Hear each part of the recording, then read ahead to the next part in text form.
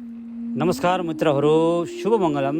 आज हामी धम्मपदको एउटा महत्त्वपूर्ण गाथामा जाउँ जुन भगवानले जितवनमा 5 जना उपासकहरूलाई सम्झाउनु भएको थियो।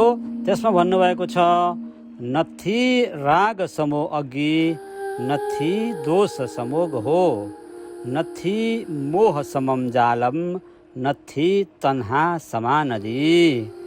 हेर्नुहोस्, अर्थ रहेछ, राग बराबरको आगो अर्को छैन, द्वेष बराबरको ग्रह अर्को छैन, मोह बराबरको जाल अर्को छैन र तृष्णा समानको नदी अर्को छैन। तृष्णा कहिल्यै सकिन्न। हेर्नुहोस् मित्रहरू, त्यसैले होस गर्ने अति नै आवश्यक छ। सबैको शुभ होस्, मङ्गल होस्, कल्याण होस्।